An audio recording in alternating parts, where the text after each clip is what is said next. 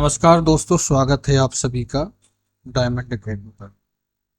दोस्तों, diamond academy पर मैं इंद्रपाल आपका स्वागत करता हूं। हमने दोस्तों हाल ही में डायमंड एकेडमी पर कंप्यूटर सीरीज जो स्टार्ट की थी उसका ये नया लेक्चर है, जिसमें हमने लास्ट लेक्चर में हम कंप्यूटर नेटवर्क पढ़ा था। इस लेक्चर में हम कंप्यूटर नेटवर्क की टोपोलॉजी पढ़ेंगे। तो सबसे पहले हम जान लेते हैं कि कंप्यूटर की टोपोलॉजी क्या है ना, इसका क्या काम है ना, इसको कंप्यूटर की टोपोलॉजी बोलते किस चीज़ को। पर लेक्चर स्टार्ट करें उससे पहले आई रिक्वेस्ट यू कि आपने अभी तक अगर चैनल को सब्सक्राइब नहीं किया है जल्दी इस चैनल को सब्सक्राइब कर लीजिए, साथ ही बेल आइकन को ही प्रेस कर लीजिए ताकि आने वाली वीडियो की लिंक आप मिस ना कर सकें। तो चलिए समझते हैं नेटवर्क टोपोलॉजी होती क्या है। सबसे पहले इनका छोटा सा परिचय जान लेते हैं कि यह नेटवर्क के विभिन्न नोड्स या टर्मिनल को आपस में जोड़ने का तरीका है जो नेटवर्क की भौतिक संरचना बनाता है। बेसिकली जब हमने नेटवर्क पढ़ा था तो हमने नेटवर्क को आपस में जोड़ने के लिए डिवाइसेस पढ़ी थी और नेटवर्क को प्रकार पढ़े थे। अब हम ये समझ लेते हैं कि जब हम नेटवर्क को जोड़ते हैं तो जो नेटवर्क जोड़ने के बाद जिस टाइप का दिखता है वो किस टाइप का दिखता है उसको ही हम टोपोलॉजी बोलते हैं, है ना। जब हम किसी नेटवर्क को जोड़ते हैं बनाते हैं तो वो किस टाइप की अपीयरेंस देता है उसको ही हम टोपोलॉजी बोलते हैं। यहाँ भी वही बात बोली गई है कि नेटवर्क के विभिन्न नोड्स या टर्मिनल को आपस में जोड़ने का तरीका है जो नेटवर्क की भौतिक संरचना बताता है।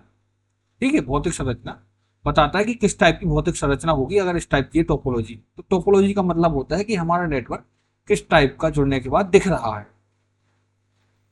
अब हम समझ लेते हैं कि टोपोलॉजी के प्रकार क्या होते हैं और किस टाइप की टोपोलॉजी का क्या क्या उपयोग है और क्या क्या उसके ड्रॉबैक है ना। तो सबसे पहले हम जानते हैं स्टार टोपोलॉजी के बारे में, है ना। स्टार टोपोलॉजी जैसा कि आपको नाम से ही पता चल रहा होगा कि इसमें क्या होता है कि ये टोपोलॉजी स्टार के जगह दिखती है, स्टार जैसे दिखती है। इसमें एक नेटवर्क होता है जैसा कि आप यहाँ पे देख सकते हैं, है ना। इस नेटवर्क में एक कंप्यूटर जो होते हैं वो सारे जो कंप्यूटर होते हैं एक सेंट्रल नोड्स के साथ जुड़े होते हैं जहाँ पे ये हब है जैसे, है ना। तो इसमें जो ये कंप्यूटर ये है, दूसरा कंप्यूटर, तीसरा कंप्यूटर और ये चौथा कंप्यूटर, ये आपस में किसके साथ जुड़े होते हैं देते हैं हब के साथ, यानी कि सारे कंप्यूटर हब के साथ जुड़े हो। तो इसका एक क्या फायदा क्या हुआ कि अगर इनमें से किसी एक कंप्यूटर में कोई प्रॉब्लम आ जाती है तो हमारा पूरा नेटवर्क खराब नहीं होता, केवल उस नोड्स को कोई प्रॉब्लम आती है और बाकी नेटवर्क हमारा चलता रहता है ना। और इससे क्या होता है हमारा कम्युनिकेशन भी फास्ट हो जाता है क्योंकि हमारा जो नेटवर्क है, हमारे जो नोड्स है, कंप्यूटर है जो, वो डायरेक्टली हमारे हब से या सर्वर से जुड़ा होता है। अब इसका एक ड्रॉबैक भी है। ड्रॉबैक ये हुआ दोस्तों, जैसा कि आप इसका देख सकते हैं कि जो इसका लाभ है वही इसकी हानि भी है। थोड़ा सा इसको इरेज कर लीजिए। हानि क्या है कि अगर हमारा कहीं ना कहीं अगर हमारा जो सेंट्रल नोड्स है ना, उसमें कोई प्रॉब्लम आ जाती है, जैसे यहाँ पे अगर हब खराब हो गया है तो फिर पूरा नेटवर्क ही खराब हो जाएगा, है ना। तो इसका पहला तो लाभ क्या हुआ कि इसमें अगर कोई नोड्स खराब हो जाता है तो वो नेटवर्क हमारा चलता रहेगा, लेकिन अगर हब खराब हो जाता है तो नेटवर्क पूरा खराब हो जाता है ना।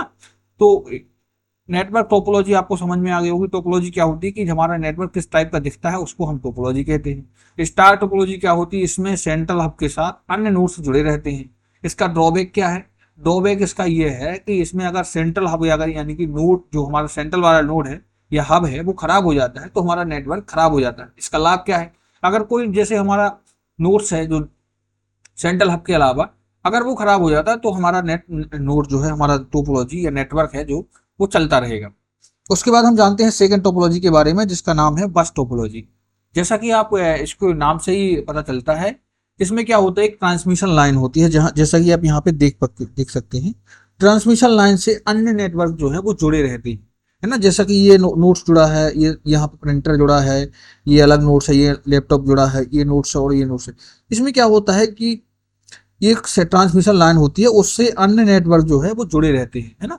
तो उससे हमारा जो कम्युनिकेशन है वो हो पाता है और इसमें लेन पोर्ट का यूज किया जाता है, लेन का पोर्ट का यूज किया जाता है और प्रोटोकॉल भी इसमें ईथरनेट प्रोटोकॉल का यूज किया जाता है।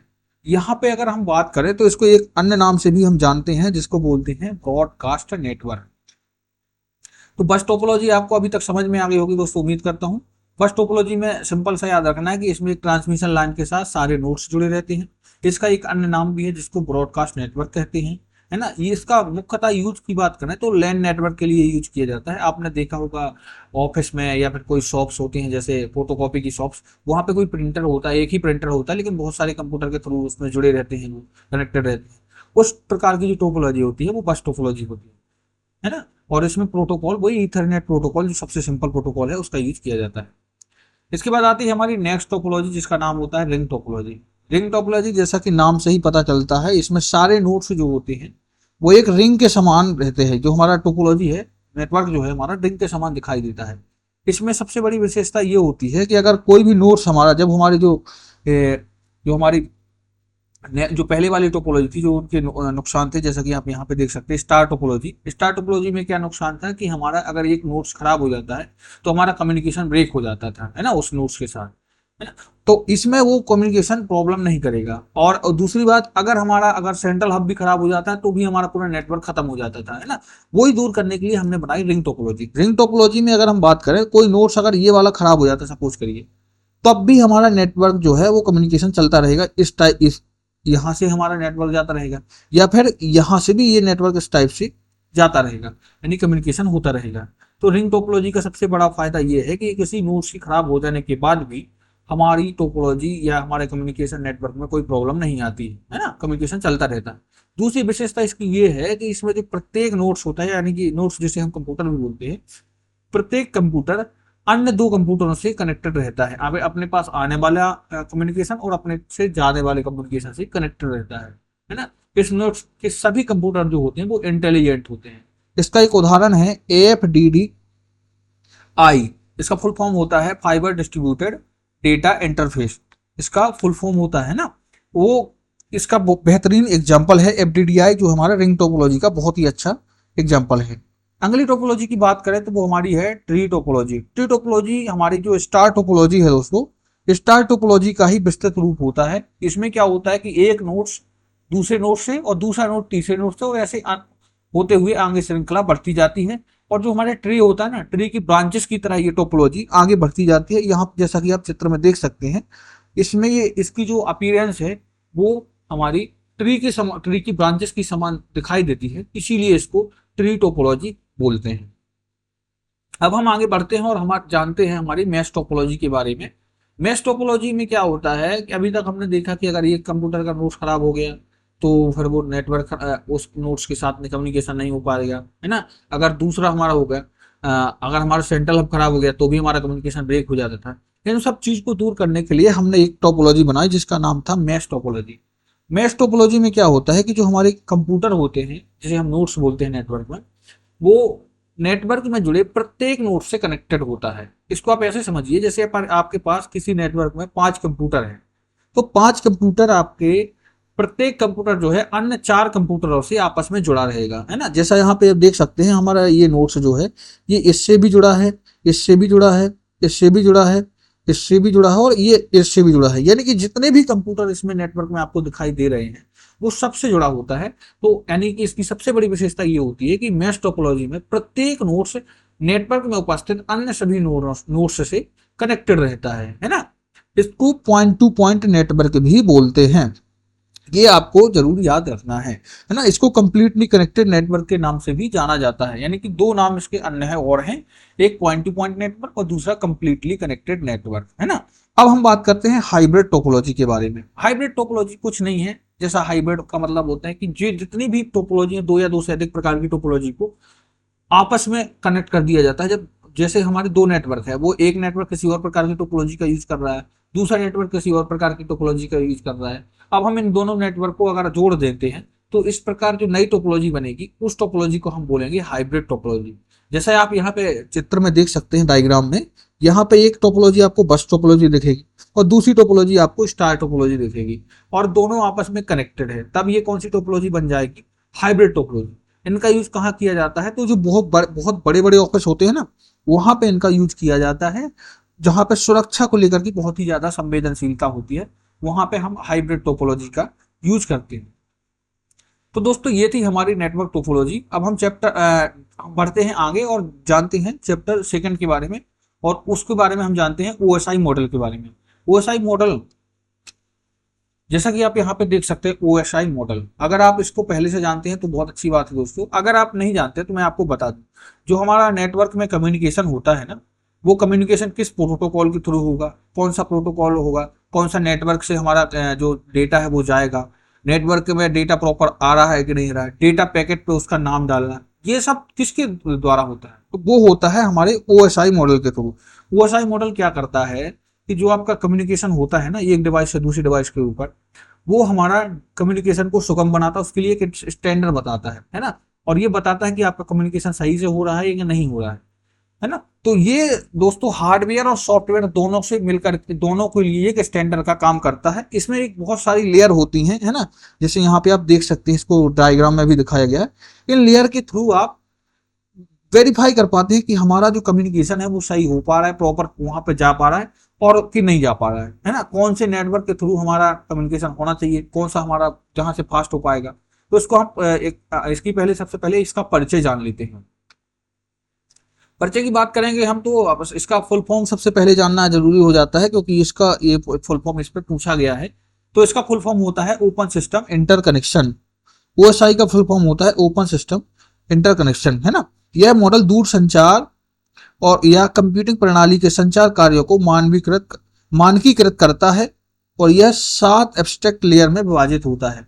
इसको जैसा मैं आपको बता चुका हूं कि ये जो हमारा कम्युनिकेशन होता है कंप्यूटर में किन्हीं भी दो डिवाइसेस के बीच में, या किसी बात करें अगर किसी जैसे सॉफ्टवेयर की बात कर लेंगे हम, आप यहाँ पे हम प्रेजेंटेशन कोई सॉफ्टवेयर जैसे माइक्रोसॉफ्ट है, जो हो सो है, तो इसमें क्या होता है कि आपकी बहुत सारी लेयर्स होती हैं जो आपकी कम्युनिकेशन को सुगम बनाती हैं, और जो ये बैकएंड में काम होता है तो आपको सामने दिखता नहीं है ना।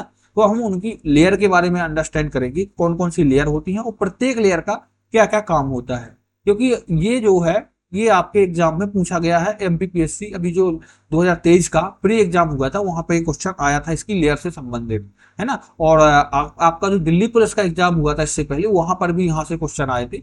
तो आप उनको इस लेयर को एक बार नाम और उनका क्या क्या काम है वो भी आप जरूर कर लीजिएगा। तो हम समझ लेते हैं इनकी लेयर के बारे में। सबसे पहले जानते हैं एप्लीकेशन लेयर। एप्लीकेशन लेयर जो होती है ये यूजर की सबसे पास वाली लेयर होती है, ये एंड यूजर के पास होती है। इसका यह लेयर अंतिम उपभोक्ता के सबसे निकट होती है। यह यूजर के सॉफ्टवेयर और यूजर एप्लीकेशन के बीच सीधा संवाद करती है। जैसे इसका एग्जांपल है फाइल ट्रांसफर। आप इसको ऐसे समझिए, जैसे आप प्रेजेंटेशन कोई देख रहे हैं, प्रेजेंटेशन के जो आपको रिप्रेजेंट कर रहा है ना, वो कौन कर रहा है, वो कर रहा है आपकी प्रेजेंटेशन लेयर। एप्लीकेशन लेयर में होती है जो एप्लीकेशन की काम करती है ना। और इसके बाद वाली जो लेयर होती है वो प्रेजेंटेशन लेयर होती है। तो प्रेजेंटेशन लेयर से जो डेटा मिलता है वो आपको एप्लीकेशन लेयर पे आता है, और एप्लीकेशन लेयर यूजर और उस प्रेजेंटेशन लेयर के बीच में कम्युनिकेशन कराती है ना। तो ये आपको याद रखना है कि एप्लीकेशन लेयर का काम क्या होता है। हमारी जो नेक्स्ट लेयर होती है वो होती है प्रेजेंटेशन लेयर। इसका एक अन्य नाम भी है जिसको हम बोलते हैं सिंटैक्स लेयर।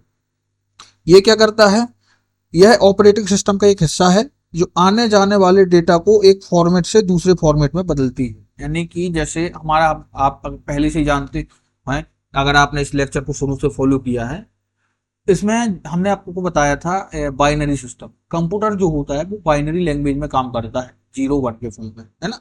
तो जब हमारा डेटा एक डिवाइस से दूसरी डिवाइस में जो कम्युनिकेशन होता है वो तो 0 1 के फॉर्म में होता है, लेकिन जो हमारा ह्यूमन होता है वो 0 1 को पढ़ नहीं पाता, है ना।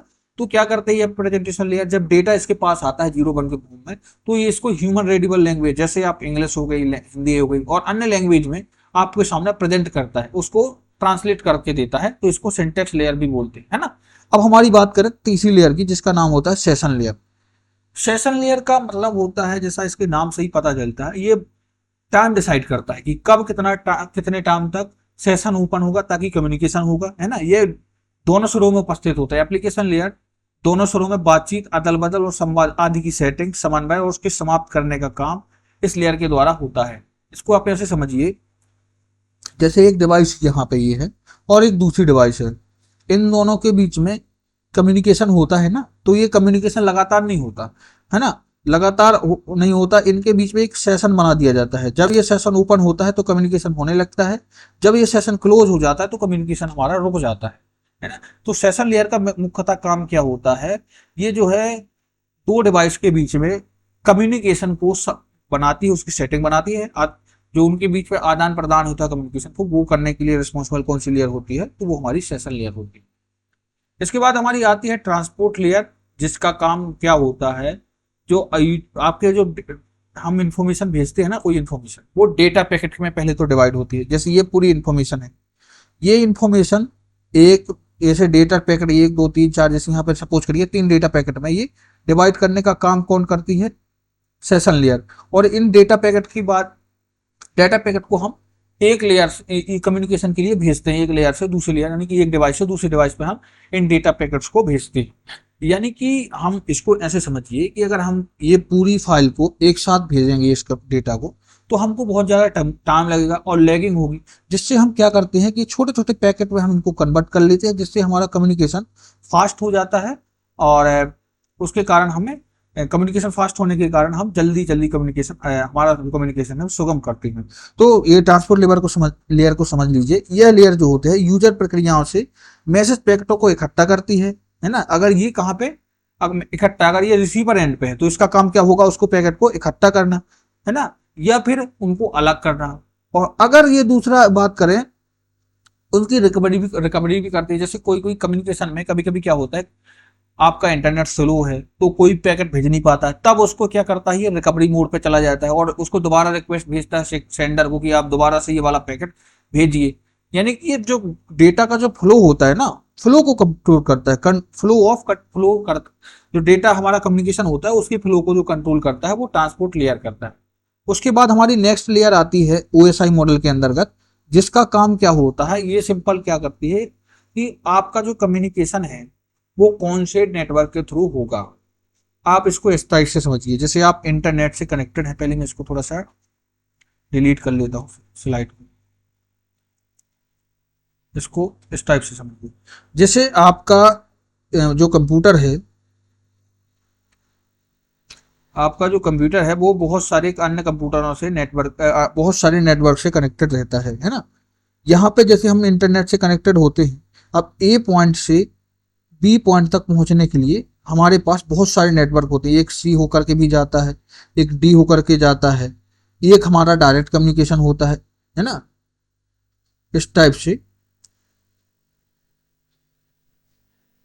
यहाँ पे देखिए, यहाँ पे अगर हम बात करें A और B के बीच में कम्युनिकेशन कराना है तो हमारे पास कितने रास्ते हैं, यहाँ पे 3 रास्ते हैं। एक ये रास्ता है C के थ्रू, एक रास्ता है D के थ्रू, और एक रास्ता है हमारा डायरेक्ट A से B। तो हमारी जो नेटवर्क लेयर है वो क्या करती है, वो देखती है कि किस लेयर पर अभी कम्युनिकेशन, किस लेयर पर जो है जो हमारा डेटा है वो बहुत स्पीड से रिसीवर तक पहुंच जाएगा। अगर हम बात करें तो यहाँ पे A और B के बीच में जो दूरी है वो बहुत कम है और इसमें डेटा ट्रैफिक बहुत कम होगा, क्योंकि इन दोनों के बीच में से कोई एक अन्य नेटवर्क की डिवाइस उपलब्ध नहीं है। तो अगर हम बात करें A से C और फिर C से B के पहुंचाने, डेटा तो यहाँ से भी पहुंच सकता है लेकिन उसको क्या लगेगा, टाइम। और वही उसी प्रकार D से और फिर B पे जाए तो भी यहाँ से पहुंच सकता है लेकिन टाइम लगेगा। तो नेटवर्क लेयर करती क्या है कि आपकी जो हमारा जो कम्युनिकेशन है उसमें कौन से नेटवर्क का यूज करके हम B तक स्पीड से पहुंच सकते हैं, यानी कि रिसीवर तक स्पीड से पहुंच सकते हैं, वो डिसाइड करने का काम हमारी नेटवर्क लेयर का होता है। उसके बाद हमारी अगली लेयर आती है, वो होती है data link layer. Data link layer जो होती है हमारी, वो रिसीवर एंड पर होती है। इसका काम क्या होता है, ये फिजिकल लेयर जो हमारी नेक्स्ट लेयर है उसके पास होती है। ये जो हमारे जितने भी हमारे पास आते हैं डेटा पैकेट आते हैं, इसको मैं डिलीट कर लूँ थोड़ा सा, 1 मिनट, इसको डिलीट करके मैं आपको अच्छे से बताता हूँ। जैसे आप देखें, डेटा लिंक लेयर की बात करें तो ये हमारी फिजिकल लेयर के पास होती है। इसका काम बेसिकली जब हमारा डेटा आता है डेटा पैकेट के रूप में, डेटा पैकेट के रूप में हमारा डेटा आया है ना, ये डेटा पैकेट के रूप में आया। अब ये क्या करती है डेटा लिंक लेयर, इन पैकेट पे एक एड्रेस डला होता है ना, इन पैकेट पे एक एड्रेस डला होता है कि ये 1 नंबर का पैकेट, फिर ये दूसरे नंबर का पैकेट है, तीसरे नंबर का पैकेट है। तो इनको 1 2 3 के रूप में इनको क्या करना है, हमको कनेक्ट करना है ताकि हम इन्फॉर्मेशन को बना सकें जो इन्फॉर्मेशन यूजर द्वारा हमको भेजी गई है। अगर ये लेयर नहीं होती तो हमारा कम्युनिकेशन उल्टा सीधा भी हो सकता था। कभी हो सकता है पहले 2 नंबर पहुंच जाए तो पहले 2 नंबर दिखाना चालू करे, फिर बाद में हमारा हाल 1 नंबर दिखाना चालू करे, तो हमारा कम्युनिकेशन जो है वो गड़बड़ हो जाता है। इसीलिए हमने डेटा लिंक लेयर बनाई है। तो ये क्या करती है जो दोस्तों, कि ये लेयर जो है तू है, जो हमारे डेटा पैकेट होती है उस पर जो एड्रेस डला होता है, उस एड्रेस को देख करके उस डेटा पैकेट को क्रम के अनुसार जमाती है और फिर उसको भेज देती है फिजिकल लेयर पर। फिजिकल लेयर का काम होता है कि जो हमारा डेटा होता है, अभी तक जो लेयर होती थी हमने देखा वो सॉफ्टवेयर के रूप में काम करती थी। ये जो फिजिकल लेयर होती थी ये चेक करती है कि हमारा जो डिवाइसेस हैं वो फिजिकली रूप से इंटरनेट या नेटवर्क से कनेक्टेड है या नहीं। तो दोस्तों ये थी जो कुछ ओएसआई मॉडल की, हमने अभी पढ़ा कि ओएसआई मॉडल पढ़ा, उसकी ये 7 लेयर होती हैं, है ना। इनको याद रख लेना, इनका बहुत ज़्यादा यूज होता है कम्युनिकेशन में। आपने ये अगर टेक्निकल बैकग्राउंड से आप होंगे तो आपने इसको जरूर सुना होगा।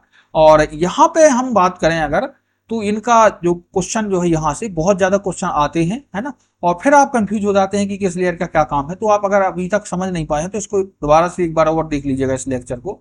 अब हम बात करते हैं प्रोटोकॉल की बारे में। जो लेयर होती है, लेयर तो हमने पढ़ ली कि कौन कौन सी लेयर का क्या क्या क्या काम करती हैं। अब जो हमारी जो डिवाइसेस होती हैं वो जरूरी नहीं है कि प्रत्येक डिवाइस हर एक डिवाइस जो आप प्रोटोकॉल यूज कर रहे हैं वो डिवाइस, वो जो दूसरी डिवाइस है वो भी वही प्रोटोकॉल का यूज कर रही होगी, है ना। कुछ प्रोटोकॉल अलग अलग डिवाइसेस होती हैं जो अलग अलग प्रकार के प्रोटोकॉल का यूज करती हैं। यहाँ पे मैंने कुछ प्रोटोकॉल आपको बताए हैं, है ना। उनको एक एक से हम जान लेते हैं, इनका काम क्या होता है। ये कुछ प्रोटोकॉल तो ऐसे हैं जो शुरुआती समय में यूज होते थे, कुछ प्रोटोकॉल हैं जो किसी स्पेसिफिक कार्य के लिए ही काम किए जाते हैं, है ना। और अभी जो सबसे ज्यादा प्रोटोकॉल यूज हो रहा है वो भी मैं आपको बता रहा हूँ, है ना। सबसे पहले हम बात करें एड्रेस रेजोल्यूशन प्रोटोकॉल की, है ना। तो ये सबसे पहले यूज होता था। इसमें क्या होता है, एड्रेस रेजोल्यूशन प्रोटोकॉल है। दूसरा प्रोटोकॉल है इंटरनेट, दूसरा होता है इंटरनेट कंट्रोल प्रोटोकॉल, जिसे शॉर्ट फॉर्म में ICMP बोलते हैं। तीसरा प्रोटोकॉल है हमारा रूटिंग इंफॉर्मेशन प्रोटोकॉल, जिसे शॉर्ट में हम बोलते हैं RIP। रूटिंग, RIP मतलब रेस्ट इन पीस नहीं है यहाँ पे, आप ये मत याद कर लेना, इसका फुल फॉर्म है रूटिंग इंफॉर्मेशन प्रोटोकॉल। फिर तीसरा होता है open sorted path first. Open sorted path first, OSPF, इसको OSPF बोलते हैं, ओपन सॉर्टेड पाथ फर्स्ट, है ना। और फिर अगला प्रोटोकॉल है हमारा transmission control protocol. Transmission control protocol को आप जरूर जानते होंगे, हाल फिलहाल में इसका ही सबसे ज्यादा यूज हुआ जाता है। आपने IP का नाम सुना होगा, है ना। IP जो है ट्रांसमिशन कंट्रोल प्रोटोकॉल के का ही जो हम उसके थ्रू IP एड्रेस होता है, मतलब हर एक डिवाइस को एक एड्रेस दिया जाता है, वो ट्रांसमिशन प्रोटोकॉल में ही दिया जाता है, ट्रांसमिशन कंट्रोल प्रोटोकॉल में। उसके बाद हमारा अगला प्रोटोकॉल है, उसे बोलते हैं यूजर डेटाग्राम प्रोटोकॉल, UDP इसको शॉर्ट फॉर्म में बोल देते हैं, UDP, यूजर डेटाग्राम प्रोटोकॉल, है ना। तो यहाँ पे एक ऑप्शन इस टाइप का बन सकता है कि इनमें से कौन सा प्रोटोकॉल, इनमें से कौन सा एक प्रोटोकॉल नहीं है, ट्रांसमिशन प्रोटोकॉल नहीं है। तो आपको इनके नाम एक बार जरूर याद रख लेना है, इनका काम याद हो या ना हो, है ना। तो ये था दोस्तों हमारा लेक्चर। आई होप आपको ये लेक्चर पसंद आया होगा।